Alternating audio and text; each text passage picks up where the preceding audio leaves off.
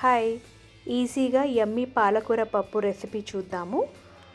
Pressure కుక్కర్లో శనగపప్పు, కందిపప్పు, పాలకూర, కొంచెం ఉల్లిగడ్డ వేసి ప్రెషర్ కుక్ చేసుకుంటాను. 3 to 4 విజిల్స్ వచ్చే వరకు ప్రెషర్ కుక్ చేసుకోవాలి. దాని తర్వాత ప్యాన్లో ఆయిల్ హీట్ అయ్యాక ఆనియన్ వేసి, గార్లిక్ వేసి, మిగతా ఇంగ్రీడియంట్స్ కూడా వేసి ఫ్రై చేసుకోవాలి. ఇది ఒక గార్లిక్ సాఫ్ట్ అయ్యే వరకు ఫ్రై చేసుకున్నాక స్పైసెస్ అయితే యాడ్ చేసుకోవాలి.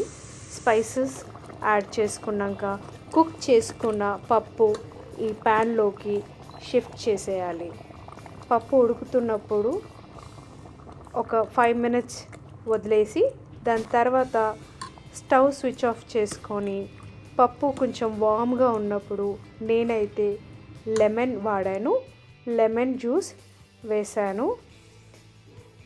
ఇక్కడ ఈ రెసిపీలో నేను చింతపండు వాడట్లేదు, సో లెమన్ జ్యూస్ వేసి ఆ పులుపు మాత్రం తీసుకొస్తున్నాను.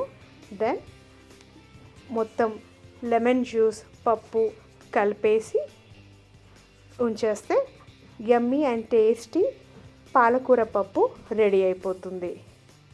ఈ పప్పు అన్నంతో చపాతీతో చాలా బాగుంటుంది. వేడి వేడి అన్నంలో కొంచెం నెయ్యి వేసుకొని తింటే సూపర్గా ఉంటుంది.